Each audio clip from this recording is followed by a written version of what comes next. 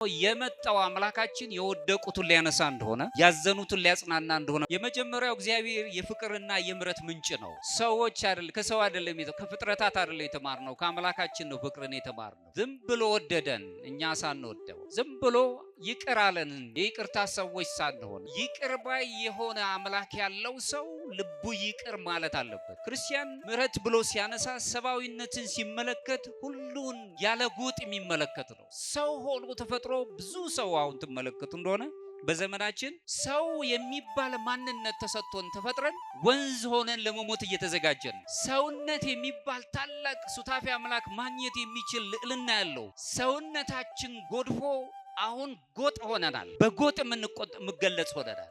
ሰው ባለው የቆዳ መልክ ሰው በሚናገረው ቋንቋ እንዲህ ነው የሚባልለት ማነህ የሚባል ሰው ሆኖ ሳለ ማለት ነው። ሰው የሆነው የኛን ክብር መልሶ ሰውነታችንን ለማክበር ነው። በመስቀል ሆኖ ደመግቡ ያልነበርነውን እኛን እሱ በደም ታጥቦ ደመግቡ ሆኖ ሰውነታችንን መለሰልን። ክርስትና በጋራ መኖር ነው። የብቸኝነት የቁሳዊ ኑሮ ህይወት አይደለም። ለኔ ብቻ ይብላኝ፣ ለኔ ብቻ ይድላኝ፣ እኔና ራሴ እኔ ብቻ ብለን የምንወስደው አይደለም።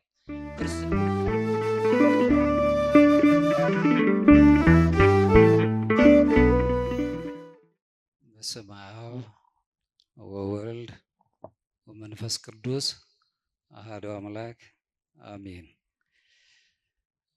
እግዚአብሔር አምላካችን ለዚህ ሰዓት ስላደረሰን ስሙን ሁልጊዜ እናመሰግነዋለን። የተከበራችሁ የቤተ ክርስቲያናችን ሊቃውንተ ቤተ ክርስቲያን፣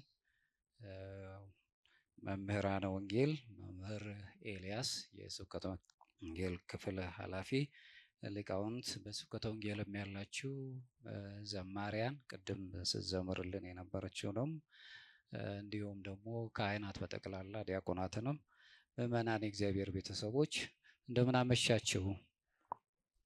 ቸርነቴ ባህሪ የሆነ አምላካችን እግዚአብሔር ለዚህ ሰዓት ስላደረሰን ስሙ የተመሰገነ ይሁን።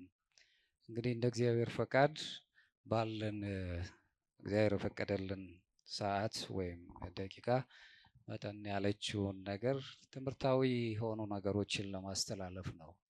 ብዙ ጊዜ እንደተለመደው ስብከታዊ ነገር ላይሆን ይችላል እና እንደው በአብዛኛው አሁን ችግር ውስጥ የገባንባቸው ብዙ ነገሮች ስላሉ እንደ ሰው በሚባል ማንነት ውስጥ ሳለን ያንን ሊያነሳ የሚችል በተለይ ይህ ኦርቶዶክሳዊ እሳቤ ወይም ኦርቶዶክሳዊ ንጽሮተ ዓለም ውስጥ የሚነሱ ጠንከር ያሉ ነገሮች አሉና በመንፈሳዊ በኦርቶዶክሳዊ መንፈሳዊ ህይወት ውስጥ የሚነሱ 3 ነጥቦች አሉ። በተለይም ደግሞ ምሕረት፣ ፍቅርና እንዲሁም ድህነት የሚባሉ ነገሮች አሉ። ከሱ ጋር በተያያዘ እግዚአብሔር የሚያስተምረን ነገር ይኖራልና ምክንያቱም ዓለሙን የምናውቅባቸው መንገዶችን መፍጠር አለብን። አለበለዚያ ግን በጣም ብዙ ችግሮች ነው የሚኖሩብንና ከቅዱስ መጽሐፍ ጋር አያይዘን እነዚህን ለማየት ነው። ከሊቀ መላእክት ከቅዱስ ገብርኤል ጥባቆቱን አያጉድልብን፣ በቸርነቱ አምላካችን ጥበቡን ኃይሉን ይግለጽልን። ዛሬ በጠዋቱ የጻድቁን በዓል ክብረ በዓል በደንብ አክብራችኋል። እንደ እግዚአብሔር ፈቃድ ግን ከዚህ ከፍቅር ከሚባለው ድህነት እና ምሕረት ከሚባለው ነገር ጋር ኦርቶዶክሳዊ እይታ ምን ይመስላል የሚለውን ለማየት ነው የምሞክረውና እንደ መነሻ ጥቅስ የሚሆነን የዮሐንስ ወንጌል ምዕራፍ 3 ከቁጥር 16 ላይ አምላካችን እግዚአብሔር ራሱ የሚነግረን በእርሱ በራሱ በመድኃኒት ዓለም ክርስቶስ የሚያምን ሁሉ የዘላለም ሕይወት እንዲኖረው እንጂ እንዳይጠፋ እግዚአብሔር አንዱን ልጁን እስኪሰጥ ድረስ ይህንን ዓለም ወዶታልና የሚል ቃል ስላለ ከዚህ ጋር በማያያዝ እንደ ትምህርት ርዕስ የምመርጠው ፍቅር፣ ምሕረት፣ ድህነትን በኦርቶዶክሳዊ መንፈሳዊ ህይወት ውስጥ እንዴት ይታያል እሱን ለማየት እንሞክራለን። ከላይ የጠቀስኩት ጥቅስ 3 ነገሮችን በደንብ ነው የሚያስረዳን። በደንብ እንድትይዙ ትፈልጋለሁ። መለኮታዊ ፍቅር ምንድነው ነው? አንደኛ ዓለሙን የወደደበት መለኮታዊ ፍቅር ከምድር ወይም ዓለማዊው ፍቅር እጅግ የተለየ ፍቅር ያለበት እግዚአብሔር የሰው ልጆችን በጣም የወደደበትና የፍቅሩ መጠን እኛ እንደምናውቀው እንደምንነግረው ብቻ ሳይሆን ልዩ የሆነ መለኮታዊ ፍቅር የመውደድ ኃይል ያለበት እሱን የምንገልጽበት ነው። ሌላው ምሕረት ነው። ይቅር ማለትን እነዚህን ስንመለከት ለዓለም ድነት ሲል አንድያ ልጁን አምላካችን ኢየሱስ ክርስቶስ ወደዚች ምድር ላይ የአብ ልጅ መድኃኒታችን ኢየሱስ ክርስቶስ እንደመጣናይና ይህ የመጣው መድኃኒት ክርስቶስ ደግሞ ድህነት የሚባለውን ታላቅ ነገር ነው የሰጠን። በብዙ አይነት መልኩ የነገረ መለኮት ጥናቶች የሚያሳዩት ድህነትን በተለያየ መልኩ ሲገልጹት እናያለን። ኦርቶዶክሳዊነት ግን ድህነት ከፍጹምነት ጋር የተያያዘ ነው።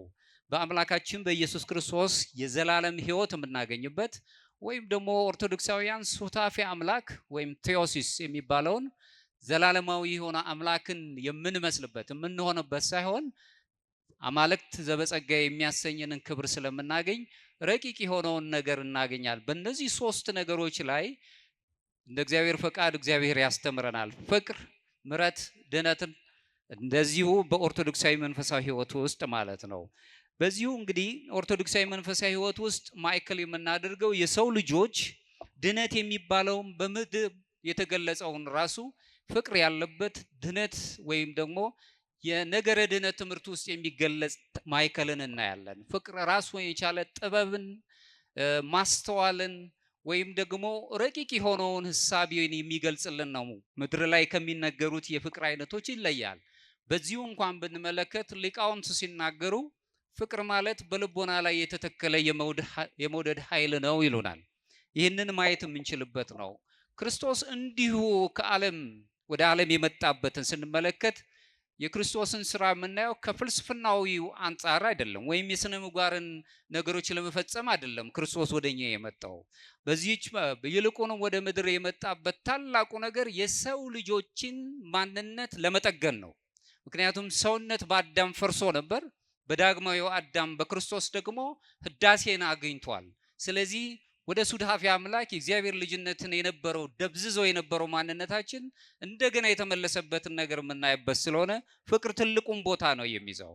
ለዚህም ነው እንግዲህ ሐዋርያው ቅዱስ ዮሐንስ ላይ ስንመለከት በመልእክቱ አንደኛ መልእክቱ ላይ ምዕራፍ 4 ከቁጥር 8 ላይ ራሱ እግዚአብሔር ፍቅር ነው የሚለው። እንግዲህ ፍቅር የሚባለው ነገር ጽንሰ ሐሳባዊ ሳይሆን አማናዊ ነው ማለት ነው። እግዚአብሔር ራሱ ፍቅር ነው። ፍቅር ስለ እውነትም የሚገለጽ እንደሆነ እናያለን። ስለዚህ በእውነተኛው ፍቅር ውስጥ የሚኖር ሁሉ በእግዚአብሔር ዘላለማዊ ፍቅር ውስጥ ወይም በእቅፉ ውስጥ ይኖራል። በእውነተኛው የፍቅር ቋንቋ ውስጥ የሚኖር ሰው አሁን ዓለም በሚነግረን አይነት መጠን ሳይሆን ፍጹም የሆነ ራስን አሳልፎ በመስጠት ያለ ፍቅር ውስጥ የምንኖር ከሆነ እግዚአብሔር ዘላለም በሚሰጠን ፍቅር ውስጥ እንድንኖር እድሉን እናገኛለን። በኦርቶዶክሳዊ መንፈሳዊ ሕይወት ውስጥ ፍቅር ስሜታዊ አይደለም። በስሜት የሚነገር ወይም ስሜታዊን በስሜት የምናስበው ነገር አይደለም። መስዋዕትነት የሚጠይቅ ልዩ የሆነ በህብረት ውስጥ ያለ ፈውስ የሚያለበት የሚጠግን የነፍስ ቁስልን ሊያደርቅ የሚችል ትልቅ ኃይል አለው። ምሕረት መለኮታዊ ፍቅርም አለው። ፍቅር ይህን ካለን ምሕረት በራሱ ደግሞ መለኮታዊ ፍቅር አለው።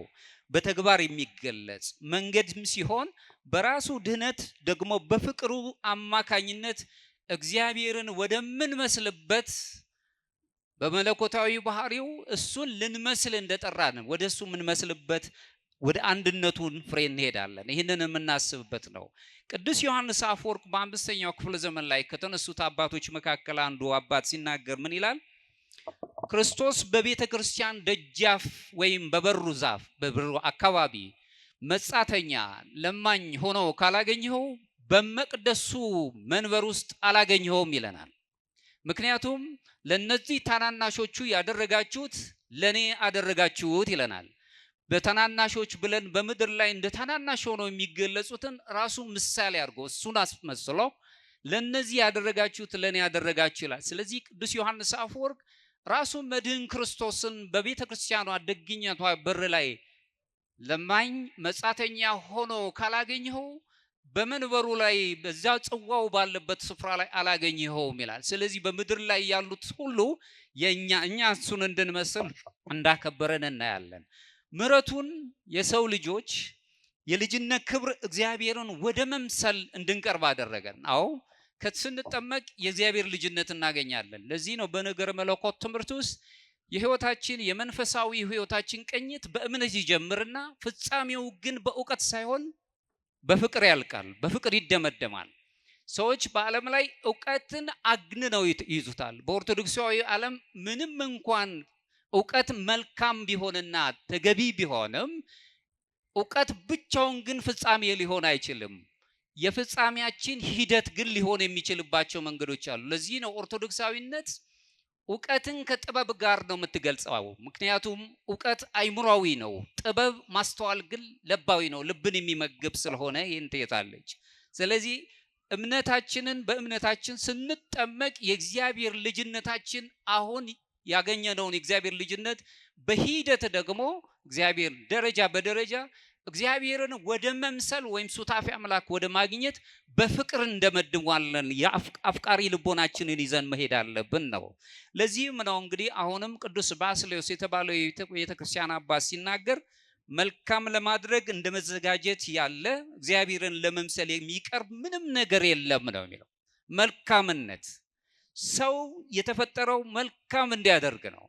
ማድረግ አንችልም። አለመፍቀር ወይም ደግሞ ይቅር አለማለት አንችልም።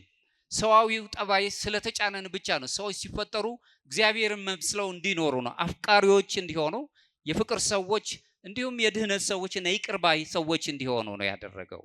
ቅዱስ ባስልዮስ ይህንን ሲናገር በዚሁ አንቀጹ ላይ ምሕረት የሚባለው ይቅር ማለትን ወደ መለኮታዊው ባህሪ ሱታፊያነት ወደ አማልክት ዘበጸጋ ወይም ታናናሽ አማልክቶች ትሆናላችሁ የተባለውን ያንን ክብራችንን ሰውነታችን ራሱን የቻለ በምናስበው መጠን ብቻ ሳይሆን ከፍ ብሎ እንደውም እኛ የምስጢራት ተካፋዮች ነን። በምስጢር ውስጥ የምንኖር የቤተ ክርስቲያን ምስጢራት ተካፋይ ሰዎች ነን፣ በተለይ ኦርቶዶክሳውያን። በዚህ ውስጥ ስንመለከት ምን ጊዜም እምነታችንን የምንጀምረው ወይም ደግሞ ህይወታችን የሚጀምረው በማመን ነው። ከዛም በኋላ መጨረሻችን ግን የሚሆነው ብዙ ሂደቶች ሄደን በፍቅር እንደመድማለን፣ የፍቅር ሰዎች እንሆናለን፣ እሱን አምላካችን ስለምመስል። ለዚህም ነው እንግዲህ ክርስቶስ ራሱ ከሚያሰቃዩት ከድሆች ጦም አዳሪዎች ወገኖቻችን፣ ከታሰሩትና ከታረዙት ሰዎች፣ ከገፏቸው ምንም ነገር ከሌላቸው ከሚባሉት ሰዎች መካከል ወንጌሉን ስንመለከት በዘመነ ስጋዊው ያሳልፍ የነበረባቸው ማህበረሰቡ በጣም የናቃቸው ምንም ነገር የላቸውም የሚባሉ ታናሽ ብለው ስርዓት በራሱ ታናሽና ታላቅ አድርጎ የቀረጻቸው እነዚህ አይነት ሰዎች ጋር መካከል እንደነበረ ይህ የሚያሳየን ምንድነው? የመጣው አምላካችን የወደቁትን ሊያነሳ እንደሆነ፣ ያዘኑትን ሊያጽናና እንደሆነ መመልከት እንችላለን።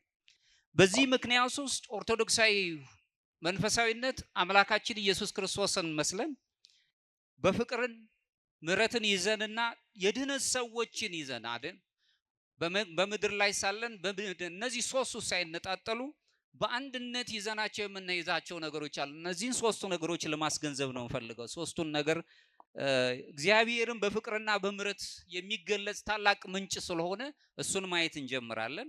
ምሕረት በመለኮታዊ ፍቅር ውስጥ እንዴት ይገለጻል? እሱን ለማየት እንሞክራለን።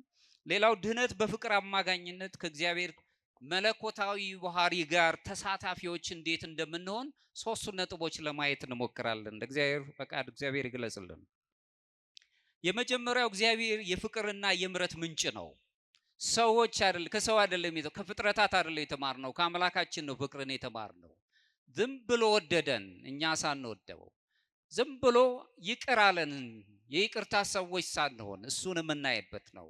መላው ሰው ልጆች የድህነት ታሪክን ስንመለከት የሚጀምረው የእግዚአብሔር መሐሪን ፍቅርን መማር እንዳለብን የሚያስገነዝብ ነው። ለዚህም ነው መዝሙረኛው ዳዊት በመዝሙር 145 ከቁጥር 8 ላይ እግዚአብሔር ርኅሩህና መሐሪ ነው፣ ከቁጣው የራቀ ምሕረቱም ብዙ ነው ይለናል። ይህም ብዙ ጊዜ ደጋግመነዋል።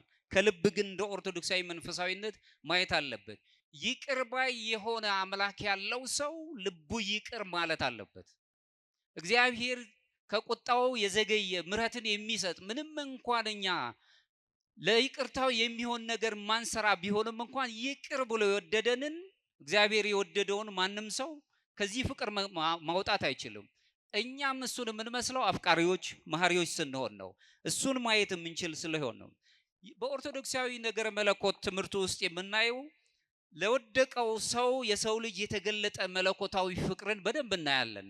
ለወደቀው ሰው ከአዳም ጀምሮ ለወደቀው ያንን እንመለከታለን። ለዚህም ነው ዮሐንስ ወንጌል ቅድም ያነበብኩት ምዕራፍ 3 ከቁጥር 16 ላይ በእርሱ የሚያምን ሁሉ የዘላለም ሕይወት እንዲኖረው እንጂ እንዳይጠፋ እግዚአብሔር አንድያ ልጁን እስኪሰጥ ድረስ ይህንን ዓለም እንዲሁ ወዶታልና ብሎ የሚነግረን እንዲሁ ነው የወደደን፣ እንዲሁ አፈቀረን። ስለዚህ በዚህ ፍቅር ውስጥ እንድንኖርና የመጨረሻው እሱን እንድንመስል ይፈቅዳል። ለዚህም እንግዲህ ቅዱስ ዮሐንስ በዚሁ አትናቴዎስ ላይ ቅዱስ አትናቴዎስ ዘእስክንድርያው ሲናገር ሁልጊዜ የሚያነሳው ስለ እግዚአብሔር ፍቅርና ነገረ ድህነት ወይም ደግሞ የምህረት ቋንቋውን ሲናገር እኛ የሰው ልጆች አማልክት ዘበጸጋ እንባል ዘንድ እርሱ መድኃኒት ክርስቶስ ቃል ወልደ እግዚአብሔር ሰው ሆነ ነው የሚለው። እኛን ሆነ ነው።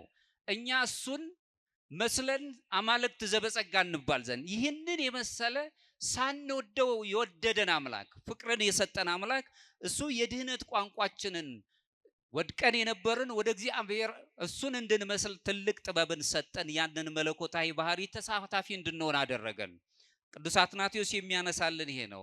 ክርስቲያን ምሕረት ብሎ ሲያነሳ ሰብአዊነትን ሲመለከት ሁሉን ያለ ጎጥ የሚመለከት ነው።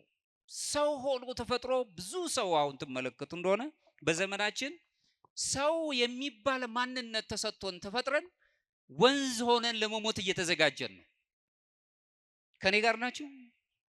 ሰውነት የሚባል ታላቅ ሱታፊ አምላክ ማግኘት የሚችል ልዕልና ያለው በአብ ቀኝ ተቀመጠ ብሎ አምላካችን ኢየሱስ ክርስቶስ እኛን ለብሶ አክብሮን በአዳም ምክንያት ብንዋደድ እሱ ዳግማዊ አዳም ክርስቶስ ከፍ አድርጎን በልዕልና ወደ ሰማይ ካወጣን በኋላ ማየት የምንችለው ሰማያዊውን ነገር ትተን ሰውነታችን ጎድፎ አሁን ጎጥ ሆነናል። በጎጥ የምንገለጽ ሆነናል። ሰው ባለው የቆዳ መልክ ሰው በሚናገረው ቋንቋ እንዲህ ነው የሚባልለት ማነህ የሚባል ሰው ሆኖ ሳለ ማለት ነው። ስለዚህ ሰውነታችን በጣም ምጡቅ መሆኑን መረዳት የምንችለው ሱታፊ አምላክ የምናገኝበትን አምላካችን ኢየሱስ ክርስቶስ እኛ አማልክት ዘበጸጋ እንባል ዘንድ እሱ ሰው ሆነ ይላል። ሰው የሆነው የኛን ክብር መልሶ ሰውነታችንን ለማክበር ነው። በመስቀል ሆኖ ደመግቡ ያልነበርነውን እኛን እሱ በደም ታጥቦ ደመግቡ ሆኖ ሰውነታችንን መለሰልን። እግዚአብሔር የፍቅርና የምሕረት ምንጭ ነው። ከኔ ጋር ናቸው? እሺ። ሁለተኛው ምሕረት የፍቅር ተግባራዊ መገለጫ ነው። የሚያፈቅር ሰው በይቅርታ የሚኖር ነው። ስለወደደን ይቅር አለን፣ እኛ ስለፈለግነው አይደለም። ኦርቶዶክሳዊ መንፈሳዊነት ውስጥ የምንማረው ታላቁ ነገር ፍቅር በምሕረት ስራዎች አማካኝነት የሚገለጽ ተግባራዊነት ነው። በአፍ በቃል የሚነገር ብቻ አይደለም።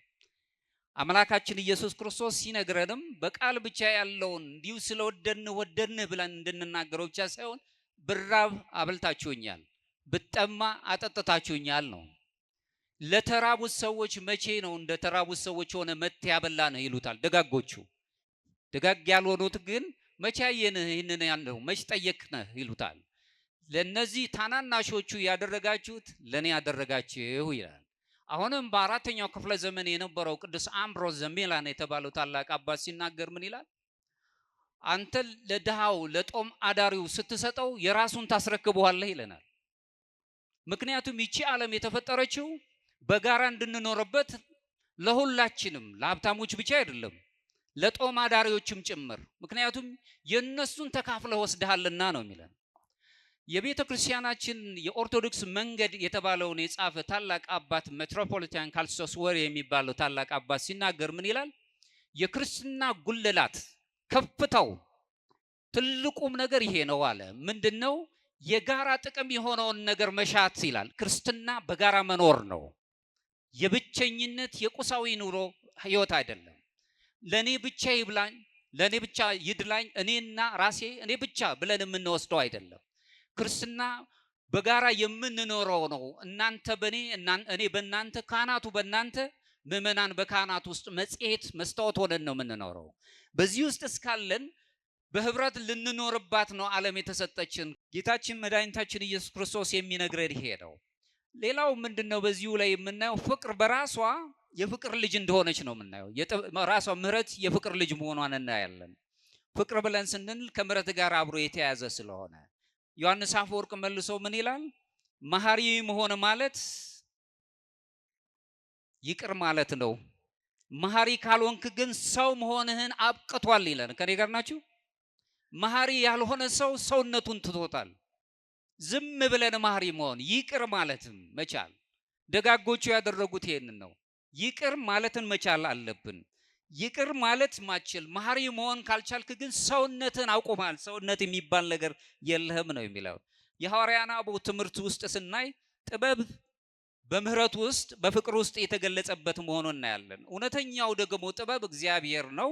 እግዚአብሔርን የምንመስልበት መልክ መልሶ የሚታደሰው አፍቃሪዎች ይቅር ባዮች መሆን ስንጀምር ነው። የይቅርታ ዓለም ይቅርታ የሚባለው ቋንቋ በቃላት ካልሆነ በስተቀር በተግባር ለማየት በጣም በችግር ላይ ነው ያለ ነው። ሰዎችን ይቅር ማለት መቻለን፣ አገኘም አጣም ይቅር ማለት መቻለን። ኦርቶዶክሳዊ መንፈሳዊነት ውስጥ ድነት ራሱን የቻለ ድህነት የምንለው ነገረ ድህነት የምናስብበት ለባልንጀራ የሚኖረን ፍቅር ጋር የማይነጣጠል ሆኖ ነው የምናየው። አፍቅር ቢጸከ ከመ ነፍስከ፣ አንተን ለነፍስ በምታስበው ወይም ለነፍስ በሚያስፈልጋት ቋንቋ ሌላውንም ወንድምህንም ውደደው። የክርስትናው ደግሞ የፍቅር ጥጉ የሚያሳየንና ከባዱ ፍቅር የሚባለው ጠላትን ውደድ ነው። ጠላቶቻችሁን ውደዱ፣ ምክንያቱም ወዳጆቻችሁን ብትወዱ አሕዛብም ይህንን ያደርጉታል፣ ምን ቁም ነገር አለው ነው የሚለው። በአንደኛ ዮሐንስ ምዕራፍ 4 ከቁጥር 20 ላይ የሚነገረን ማንም እግዚአብሔርን እወዳለሁ እያለ ወንድሙን ቢጠላ ሐሰተኛ ነው፣ ያየውን ወንድሙን የማይወድ ያላየውን እግዚአብሔር ሊወድ እንዴት ይችላል ብሎ ይጠይቀናል። የሚወድ ሰው እግዚአብሔርን ማየት ይችላል። አፍቃሪ ልቡ ሩህሩህ የሆነ ሰው እየተበደለም እየከፋውም ቢሆን ይቅር ማለት የሚችል ሰው እግዚአብሔርን ለማየት ልቡ ቅርብ ነው። እግዚአብሔር በተለያየ መልኩ ይነጋገረዋል፣ እሱን እናያለን። ስለዚህ ምሕረት የሌለበት ጸሎት ከንቱ ባዶ መሆኑን ከዚህ እንረዳለን። ራሱ ርህራሄ የሌለበት ጾም ደግሞ በራሱ አሁን ወደፊት የምናየው ጾም ብለን ወይም ተአቅቦ የምንለው ነገር ግብዝነት ሆኖ እንረዳለን። ፍቅር የሌለበት ነገረ መለኮት ትምህርት በራሱ ሕይወት አልባ ነው። ነገረ መለኮት ምሁር ቢባልም እንኳን ራሱ ፍቅር የሌለበት በምሕረት የማይገለጽ ከሆነ ግን ዝም ብሎ ሕይወት አልባ ሆኖ እንረዳለን። ምሕረት የእውነተኛ እምነት ዋና ሕያው ማስረጃ ሆነ ነው የምትታየው፣ በምሕረት ውስጥ መኖር። ይህን የተማርነው ደግሞ ከአምላካችን ከኢየሱስ ክርስቶስ ነው። ሶስተኛው ክርስቶስ የምሕረት ፍጹም ፍጻሜ ምሳሌ ሆኖ ነው የሚቀርበው። እንግዲህ እዚህ ላይ የምናየው አንደኛ ሕመምተኞችን ሲፈውስ እናያለን። ኃጢአተኞችን ይቅር ሲል እናያለን። በጣም በሚደንቅ ሁኔታ ሰዎች ፈራጆች ሆነው ይህች ሴት በሙሴ ሕግ መሰረት መወገር አለባት ብለው ሲሉ ከናንተ መካከል ማን ነው ኃጢአት የሌለበት? ኃጢአቶቻቸውን እየተናበቡ ወደሚሸሸጉበት ሲገቡ የተፈረደባት ወይም ደግሞ ምክንያት ያደረጓትን ሴት ከሳሾችሽ ወዴት አሉ ተብላ ስትጠየቅ እሷ ግን ፈራጅ አልነበረችም። ለሚፈርዱባት ፈራጅ የት እንደሄዱ አላውቅም፣ ዳግመኛ ትበድይ ነው የተባለችው። ክርስትና የበደሉን ብሉ እንድንበድል አይደለም ይነግረን፣ ይቅር ማለትን መቻል ማለት ነው። ሁሉንም ነገር በይቅርታ ማለፍም አምላካችን እግዚአብሔርን ለመምሰል ለምጻሞችን ሲያድን እናያለን። ልባቸው የተሰበረባቸውን ሲያጽናናቸው እናያለን። መመገብ ያልቻሉትን ምግብ ሲሰጣቸው፣ እንዲሁም ደግሞ የተገለሉትን ከማህበረሰቡ የተገለሉትን ሰዎች ሁሉ ከሐዋርያቱ መካከልም እንኳን ብንመል ቀራጭ ናቸው ሲባሉት የነበሩትን እነሱን ሲያቅፍ እንመለከታለን።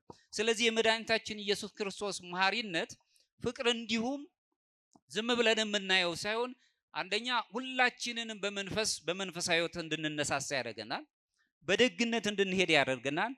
የማስታወስ መንፈሳዊ ሕሳቢያችንን ይቃኝልናል። በዚህ ውስጥ ሆነን ሳለን ለሌሎችም ሰዎች ደካሞች እንኳን ሆነን ለሌሎችም ሰዎች ማሰብ የምንችልበትን እድል እናገኛለን።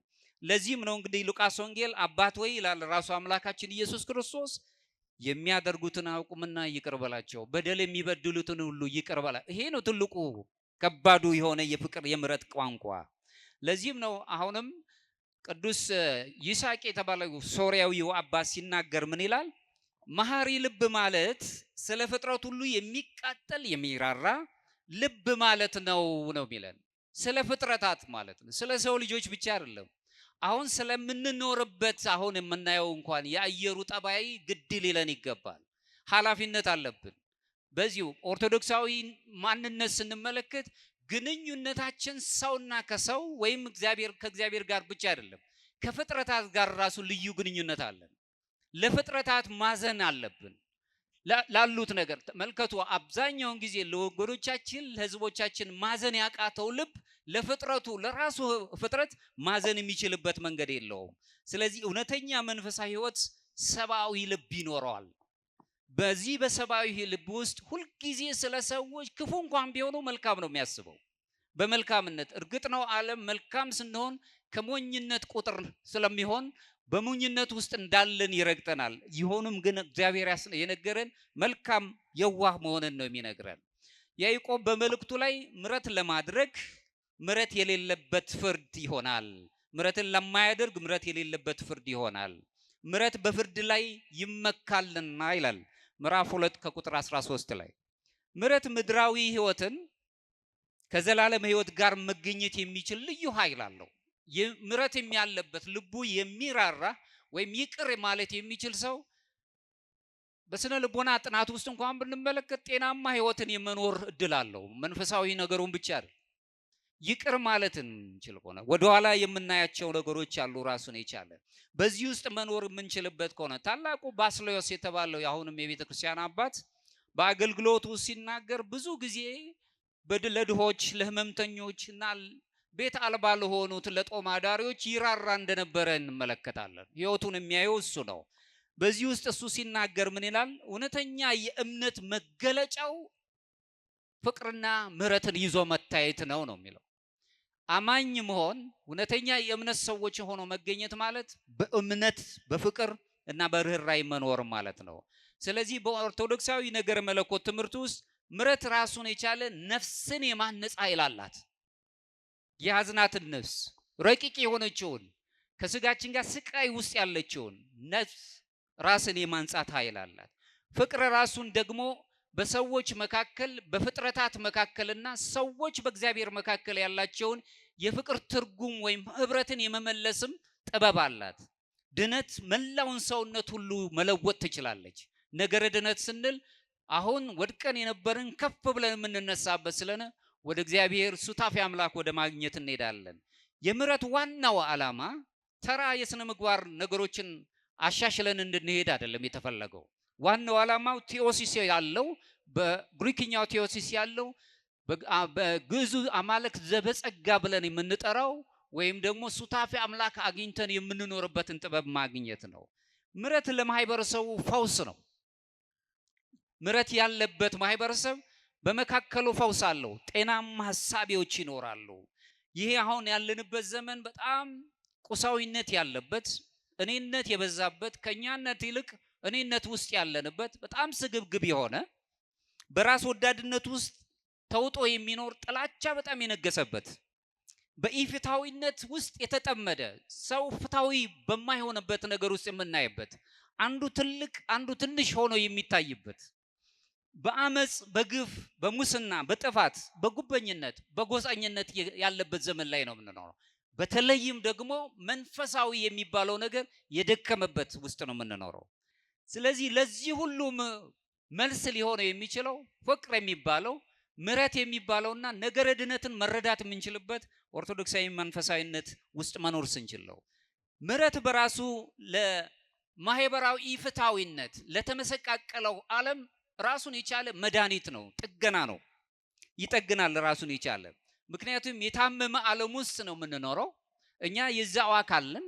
በዚህ ውስጥ ስንኖር የሚያድን መድኃኒት ያስፈልገናል። መሐሪው አምላክ ምሕረት እንደሰጠን ለዓለማችን ደግሞ ክርስቲያኖች በተለይ ኦርቶዶክሳውያን መሐሪ ምሳሌዎች መድኃኒቶች ሆነን መገኘት አለብን። ሌሎችን ብቻ በማየት መሄድ የለብንም። ለዚህም ነው አሁንም ቅዱስ ዮሐንስ አፈወርቅ ሲናገር ቤተ ክርስቲያንን ይላል ራሱ የፍርድ ቤት አይደለችም። ቤተ ክርስቲያን ቤተ ሕሙማን የሚድኑባት የሚጽናኑባት ሆስፒታል ናት ነው የሚለው። ካህናቱም ደግሞ በዚሁ በሆስፒታል ውስጥ ቤተ ሕሙማን የሚድኑባት የሕክምና ቤት ውስጥ እነሱ ደግሞ አምላካቸውን ኢየሱስ ክርስቶስን እንደራስ የሆነው ሐኪሞች ናቸው ብሎ ነው የሚያስቀምጠው።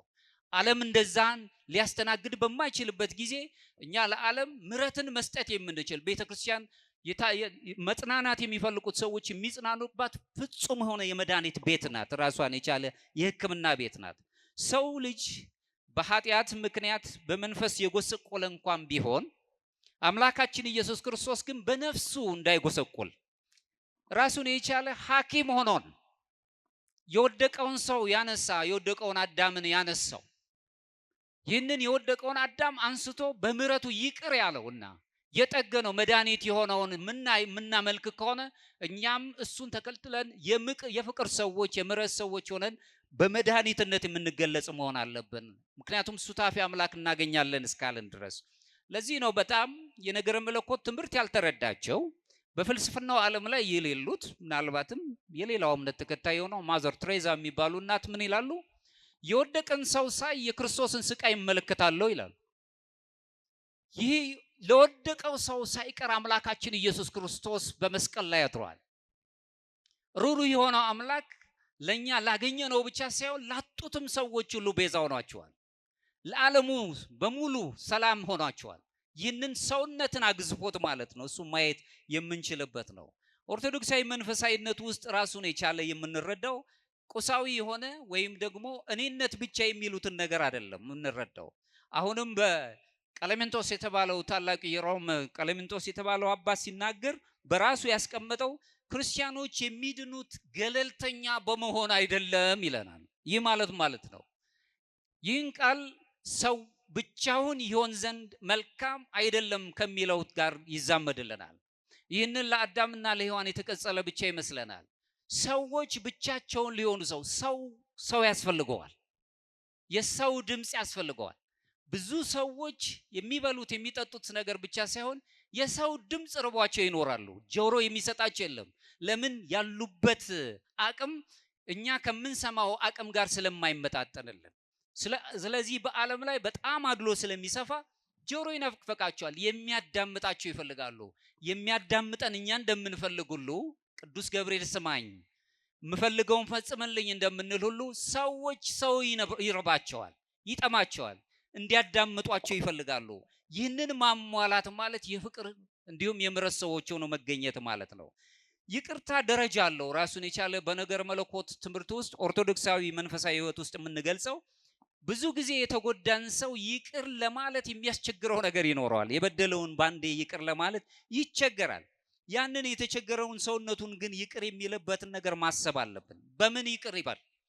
ደረጃዎች አሉት። በአንድ ጊዜ ይቅር ባይነትን ላናገኝ የምንችልባቸው ነገሮች ቢፈጠሩም ሰውኛ በስነው ስጋ መጀመሪያ በኃጢአትና በህመም የደከመውን ሰውነታችንን ማመን አለብን። ማነው እኛ ያለ ነው? የደከምንባቸው ነገሮች አሉ። በዚህ ውስጥ የደረሰብን በደል ሊኖር ይችላል። ከዛ በደል ተነስተን በአንድ ጊዜ ይቅር ባይ የሚሆን የስጋዊ ጠባይ ላይስማማን ይችላል። መጀመሪያ ግን ማመን ነው። መዝሙረ ዳዊት ላይ መዝሙር 51 ላይ የሚነግረን እሱ ነው። ሁለተኛው ከይቅርታ ጋር እንድንዛመድና ከበደል ነፃ እንድንሆን አንዱ የሚያግዘን የምንጸጸት ሰዎች ተበደለንም ጸጸትንም እንይዝ።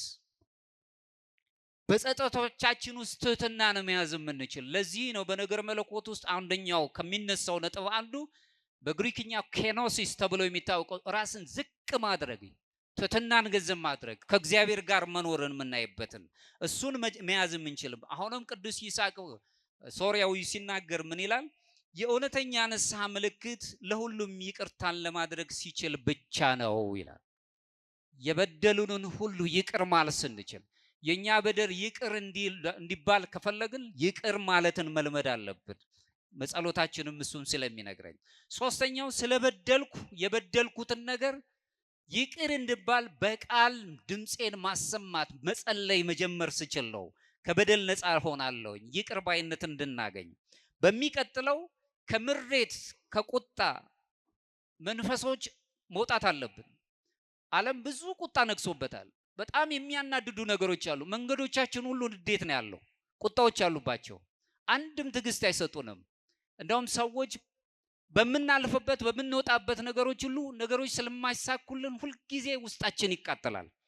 ይህ ንዴት፣ ይህንን ቁጣ መንፈስ ማስወገድ የምንችልባቸው ነገሮች ሲኖር ወደ ምሕረት እየቀረብን እንመጣለን። ለዚህ ነው ቅዱስ ዮሐንስ አፈወርቅ አሁንም ይቅር ለማለት መዘጋጀት እግዚአብሔርን እንድንመስል የምናደርገው መንገድ የምንጀምርበት ጅማሮ ነው ብሎ ነው የሚነግረን። ይቅር ማለት ይቅር ባይ ለራሳችንን እንደውም የስነ ልቦና ምሁራን የሚናገሩት መጀመሪያ ራሳችንን ይቅር ማለት ውስጣችንን አይምሮአችንን ይቅር ማለት ብዙ በደል ደርሶብን ይሆናል። ያ የደረሰብንን በደል በራሱ ውስጣችንን ይቅር ማለትን መልመድ አለብን። ሊከብድ ይችላል፣ ግን ውስጣዊ እሱን መለማመድ አለብን። እግዚአብሔርም ስለሚረዳን እርቅን መልመድ አለብን። ይርቅን ለሰላም መሻት ራሱ በሰላም ውስጥ ለመኖር በእርቅ ውስጥ መኖር አለብን። ለዚህም ነው እንግዲህ በአብዛኛው ጊዜ ቅዱስ ይስሐቅ ሲናገር በአብዛኛው አንተ ከራስህ ጋር ታረቅ ይላል። መጀመሪያ ከራስህ ጋር ታረቅ፣ ሰማይና ምድር ካንተ ጋር መታረቅ ይጀምራሉ።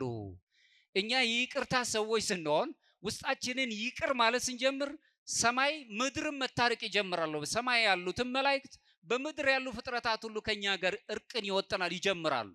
በዚህ ውስጥ መኖር እንጀምራለን። ሌላው ዘወትር ይቅር ለማለት መለማመድ አለብን። በምን አይነት ልምምድ? በትዕግስትና በፍቅር በተደጋጋሚ ይቅር ማለትን መልመድ፣ ይቅርታን ገንዘብ ማድረግ። ይቅር ስንል በአብዛኛው የትኛውም ማህበረሰብ ነው የምንገለው።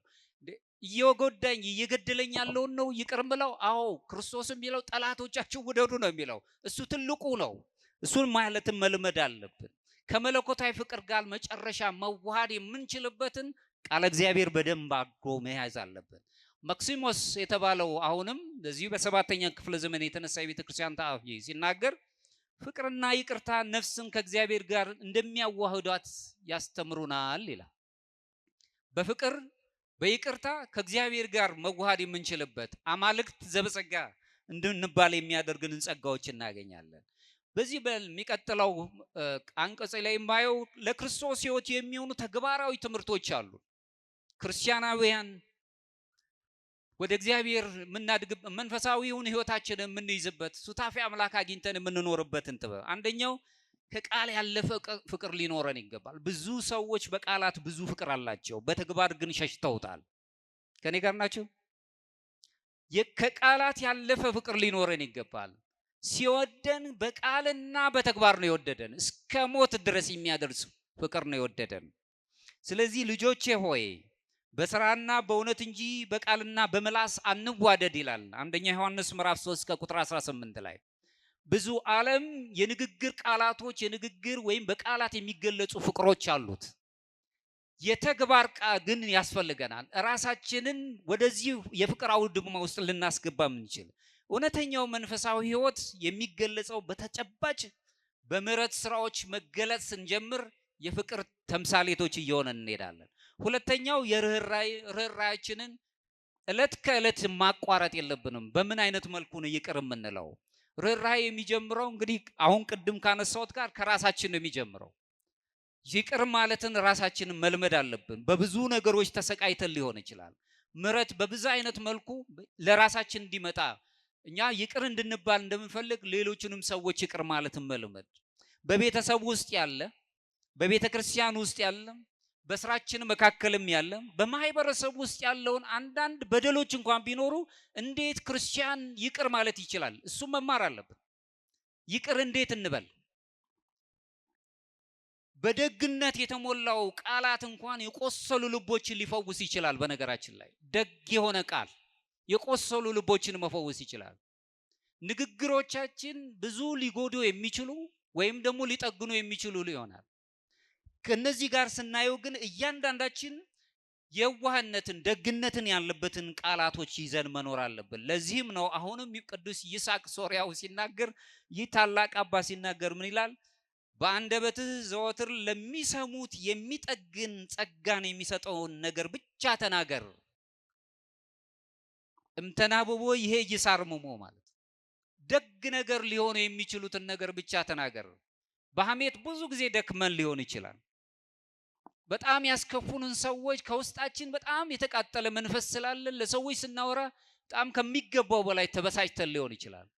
ነገር ግን አንደበትህ ነው የሚለው፣ አንደበትህ ዘወትር ለሚሰሙ ሰዎች የሚጠግናቸው ጸጋን የሚሰጥ ነገር ብቻ ይናገር። ሱታፊ አምላክ የምንፈልግ ከሆነ የይቅርታ መንገድን የምናገኝበት እሱ ነው።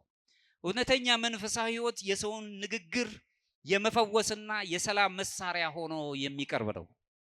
በተመሳሳይ መልኩ አሁንም ቅዱስ የቤተ ክርስቲያናችን ታላቅ አባት ቅዱስ ባስልዮስ ሲናገር አልፎ አልፎ የሚደረግ ልግስና ከሰው ይልቅ ዘወትር በነፍሱ ውስጥ የሚኖር ልምዳዊ ባህሪ ሊሆን እንደሚገባው በተግባር ያዘው እያለ ይናገራል።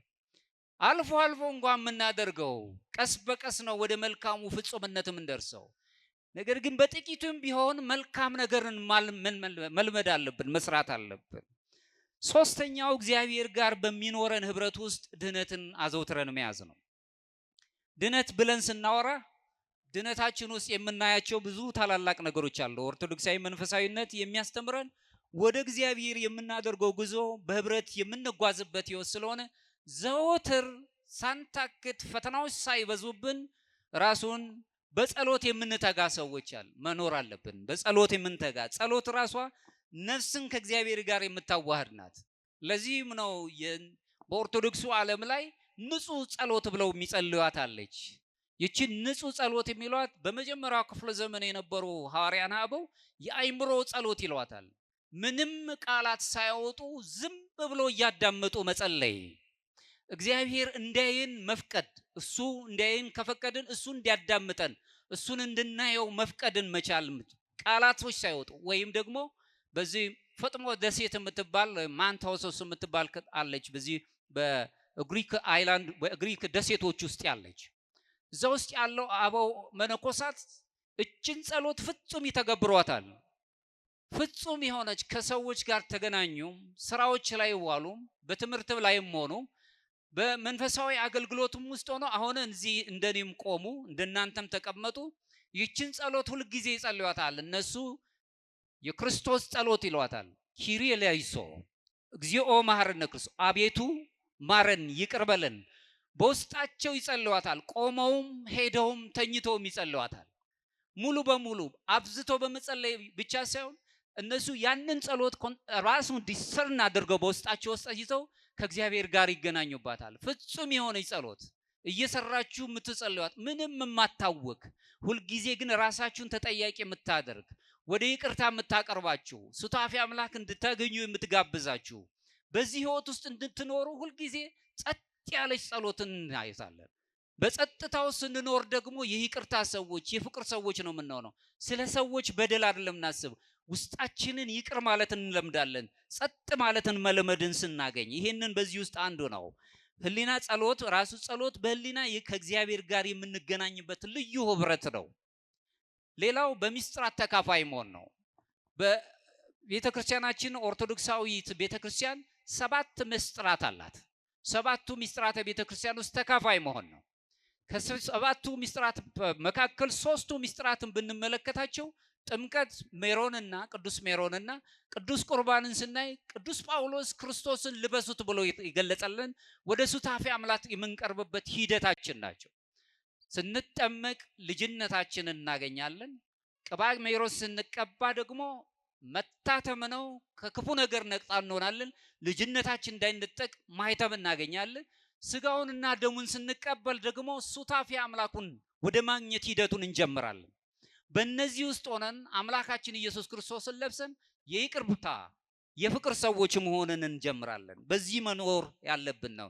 ሚስጥራዊ ነገር መለኮትን ስንመለከት በዚህ በሚስጥራት ውስጥ ታግዘን መሄድ ነው። ሌሎቹን ሁሉንም ብንመለከት ንስሐም አለ።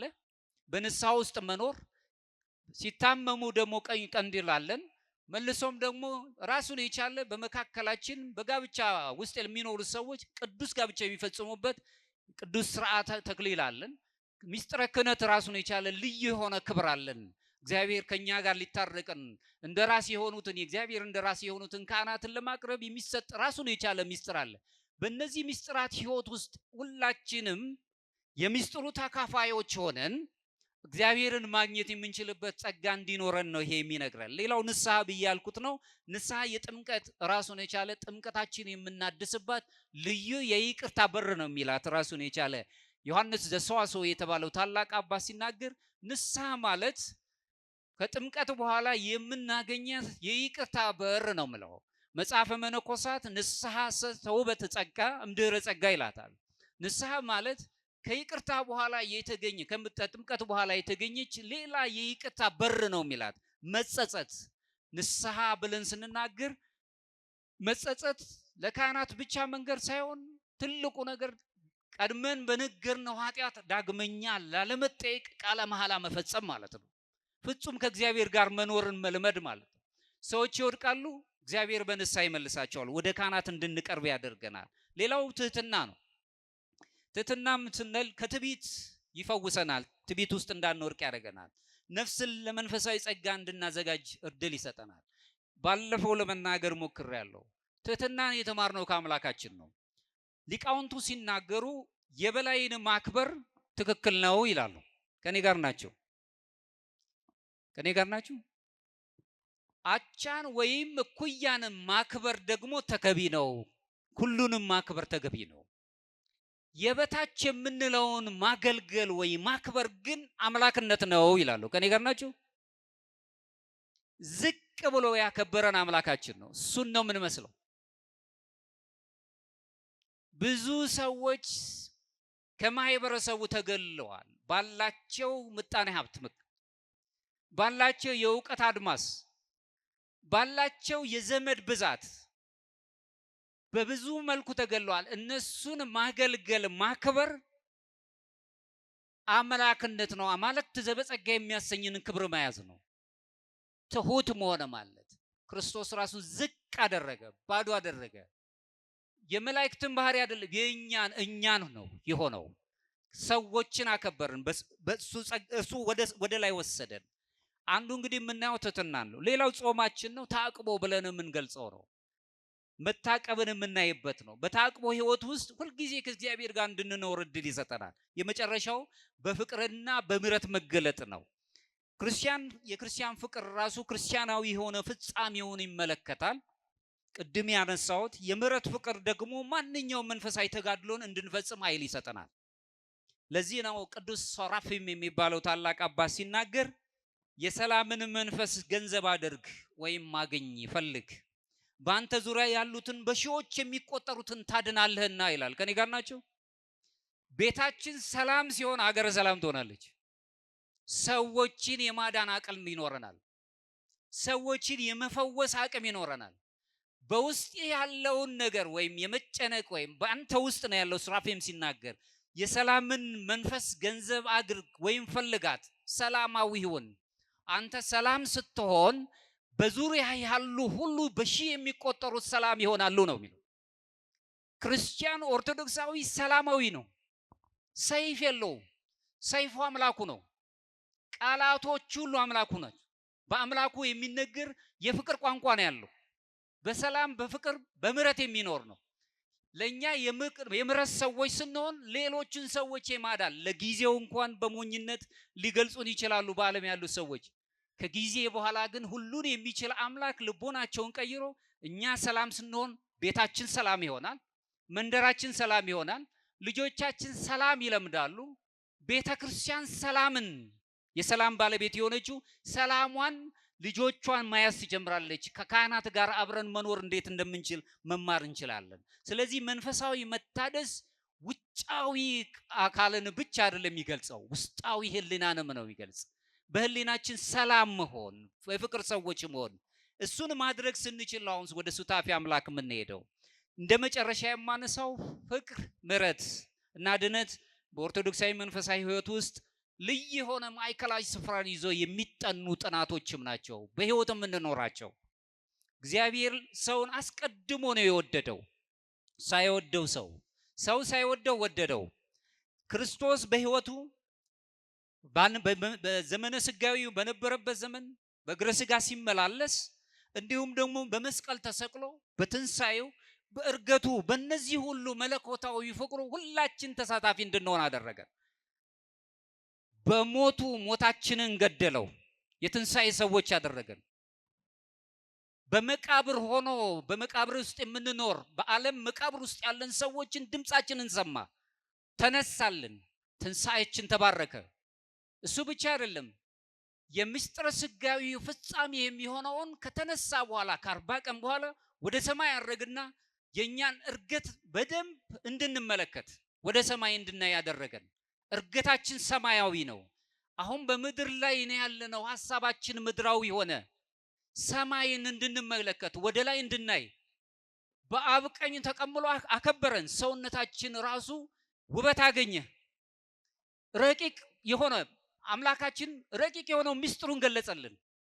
በመስቀል ላይ የተሰቀለው አምላክ በደም ታጥቦ እኛን ሁላችንም በይቅርታ ከጎበኘን እጁን ዘርግቶ አቀፈን። በመስቀል ላይ ሆኖ መስቀሉ ምስጢርን ገለጸልን። ግርጌው ላይ ብንመለከት በመስቀሉ ግርጌው ላይ የተቸነከረው ችንካሩ እምነታችንን መሰረታችንን ገለጸልን። ይህ ደግሞ በእምነታችን የምናገኘው በጥምቀታችን የምናገኘው ሕይወት ነው። በኋላም ጉልበቱ የገፉት የጣሉት የሳቡት ጉልበቱ ላይ ደግሞ ያለው ግፍ መከራ ደግሞ ምንን ምስጢረ ቁርባን፣ ምስጢረ ቀንዲል፣ ምስጢረ ሜሮንን ይገልጽልናል። በዚህ ማህተም አገኘን። የተወጋው ጎኑ ቁርባኑን ገለጸልን። ስጋውን ደሙን ተካፋዮች ያደረገን። በቀኝ እጁ የተጎዳው ደግሞ ንስሐችንን አበሰረን። በግራ እጁ የተጎዳው ደግሞ ራሱን የቻለ በሚስማር የተጎዳው ወይ ደግሞ የደማለን አምላክ ደግሞ ብንታመም ቁስለ ነፍስና ቁስለ ስጋ ቢገጥመን ቀንዲልን ሰጠን። ሁለቱ ምስጢራት ደግሞ በአክሊለ ሦኩ ላይ ተገኙልን። ምስጢረ ክህነትን የምንለው እንዲሁም ደግሞ ምስጢረ ተክሊል የምንለው በአክሊሉ ላይ ተገኘ። ልብ በሉ ክርስቲያኖች፣ ኦርቶዶክሳውያን፣ ጋብቻውን የምናየው አክሊሉ ላይ ነው፣ ሦኩ ላይ ነው። አክሊለ ሦኩ ላይ ነው የምናየው። ክህነቱን የምናየው አክሊለ ሦኩ ላይ ነው የምናየው። ክርስቲያኖች፣ አገልግሎቱ እንዲሁ ዝም ብሎ ተራ ነገር አይደለም። መከራ ያለበት መስዋዕትነት ያለበት ነው። ጋብቻ ፍቅር ብቻ አይደለም ያለበት፣ ትልቅ ከባድ የሆኑ ነገሮች አለ። መስዋዕትነት ይጠይቃል። ለሌሎች መስዋዕት፣ የሌሎችን ሰዎች ድምጽ መስማትን ይፈልጋል። የሁለት ሰዎች መጣመር አለበት። በክህነት ውስጥ ያሉት አባቶች ልዩ የሆነ አገልግሎት አላቸው። አክሊለ ሦኩ ላይ ነው፣ ልዕልና ያለበት ነው። ስለዚህ ኦርቶዶክሳውያን በሚስጥራዊ ሕይወት ውስጥ በሚስጥራዊ ቤተክርስቲያን ውስጥ እንድንካፈል ክርስቶስ በመስቀል ላይ ሆኖ ማንነታችን ገለጸ። ካደረም ከተነሳም በኋላ በእርገት ካሄደ በኋላ ግን ዳግመኛ እንደ መንፈስ ቅዱስን ከአብ የሚሰርጸውን የኦርቶዶክስ ትምህርት ከአብ የሚሰጠውን የእግዚአብሔር መንፈስ ቅዱስ መንፈሴን እልክላችኋለሁ የሚያጽናናውን የሚያረጋጋውን ምሕረትና ፍቅራችንን ሊሰጠን የሚችለውን መንፈስ ቅዱስ የእግዚአብሔር መንፈስ ቅዱስን እልክላችኋለን። በዚህ ሕይወት ውስጥ የምንኖር ከሆነ የፍቅርና የምሕረት ሰዎች እንሆናለን። ድህነታችን ከዚህ ጋር የተያዘ ስለሆነ ምሕረት በክርስቲያን ፍቅር ውስጥ የሚገለጽ ማህበራዊ መገለጫ ነው። የምንምረው ሁላችንም መሐሪዎች መሆን አለብን። በምሕረት ውስጥ መኖር ስንችል ያለ አድሎ መውደድ አለብን። ኢትሚጥ ፍትሐ ነዳይ ወኢትአምፅ በፍትሕ ነው የሚለው መጽሐፍ። ድሃውንም አትበድል ፍርድም አታጓድል ነው የሚለው። በዚህች ዓለም ላይ ግፍ ጸንቶ ኢፍትሐዊነት ጥግ ደርሷል። በኢፍትሐዊነት ውስጥ የምናያቸው ወይ ደግሞ የማህበራዊ ኢፍትሐዊነት ጥግ ስለደረሰ የዓለም ሰዎች እንኳን አራቱን የሆኑ መስፈርቶችን ይህንን ኢፍትሐዊ የሆነውን ነገር ለማውረድ ያስቀምጣሉ። አራት የሆኑ አምዶችን ያነሳሉ። አንደኛው ሰው በሰውነቱ ክቡር ሆኖ ተሳታፊ መሆን አለበት ነው የሚሉት። ባለው ድምፅ አለው፣ ቃል አለው፣ ሐሳብ አለው። በሐሳቡ ተሳታፊ እንዲሆን ድምፁ መሰማት አለበት። ሁለተኛው የሰው ልጅ የሚፈልገውን ነገር ማግኘት የሚችልበት በምድር ላይ የተሰጠውን ነገር ያለ ገደብ ሊያገኝ ይገባል ነው ከኃጢአት በቀር። ይሄ የምንለው ራሱን ትምህርት የምንለው በትምህርት ህይወት ውስጥ ወይም ደግሞ ጤናን አጠባበቅን ራሱ ጨምሮ ነው የሚያነሱት። ሶስተኛው ግን እኩልነት ሳይሆን የተመጣጠነ አኗኗር፣ እኩልነትን ሳይሆን የተመጣጠነ አኗኗር መኖር አለበት። አንዱ ትንሽ አንዱ ትልቅ ሲሆን ግን እርስ በርሱ የሚባላ ማህበረሰብ እየፈጠር ነው የምንለው። የመጨረሻው ግን ሰብአዊ መብቶች ናቸው። እኛ ምዕራባውያን የሚያነሱት ሰብአዊ መብት ከኛ ከምናነሳው ሰብአዊ መብት እጅግ ይርቃል። እኛ ምናልባት እኛ የምናነሳው መኖር ሊሆን ይችላል። ድምጻችንን ባለው ቋንቋችን፣ ቃላታችንን፣ ሐሳባችንን መግለጽ ሊሆን ይችላል መብት የምንለው። ለነሱ ግን ከሰውነት ተራ ወጥተው ሰብአዊ መብትን የሚጋጭ ወይም መንፈሳዊ ህይወታችንን የሚጋጭ ነገሮችን ነው የሚያነሱት። በዚህ ውስጥ መኖር ከአድሎ የጸዳ ነገሮችን ይዞ መኖር፣ ከኢፍታዊነት መጽዳት፣ ትዕቢትን ማገልገል የለብንም። ትዕቢተኞች መሆን የለብንም። ምንም ይሁን ትዕቢተኛን ገንዘብ ማድረግ፣ ትዕቢትን መንፈስ ገንዘብ ማድረግ የለብንም። ያለ ገደብ መውደድ፣ ይቅር ማለት ያለ ምንም ነገር። ስለሰጡን አይደለም መውደድ ያለብን፣ ሁሉንም ያልሰጡንንም መውደድ አለብን። ስለሌላቸው አልሰጡንም። ምናልባት ንፉግ ሆኖም አልሰጡንም፣ ግን መውደድ ነው የሚጠበቅብን። አለመውደድ አንችልም። ባህሪያችን አለመውደድ አይችልም። ሰዋዊ መንፈሳችን ካሰብ ነው ከእግዚአብሔር ጋር እንዲሁም ከባልንጀራችን ከሰው ጋር በሚኖር ህብረት ውስጥ ድህነታችንን ማሰብ። መዳን የምንችለው እነዚህ ነው። በፍጥረት ውስጥ ስንመላለስ ለኛ ከሰዎች ጋር ያለን ግንኙነትና ከእግዚአብሔር ጋር ያለን ልዩ ግንኙነት የጠበቀ መሆን አለበት። ምሕረትን የሚያደርጉ ብፁዓን ናቸው ምሕረትን ያገኛሉና። የምሕረትና የፍቅር ባለቤት የሆነ አምላካችን እግዚአብሔር በነገረ ድህነት ውስጥ እንዲገልጸን ፍጹም የምህረት ሰዎች የፍቅር ሰዎች እንድንሆን ኃይሉን ጥበቡን ያድለን። አምላካችን እግዚአብሔር ለዚህ ሰዓት ስላደረሰን ክብርና ምስጋና ለእርሱ ይሁን። ይቆየን።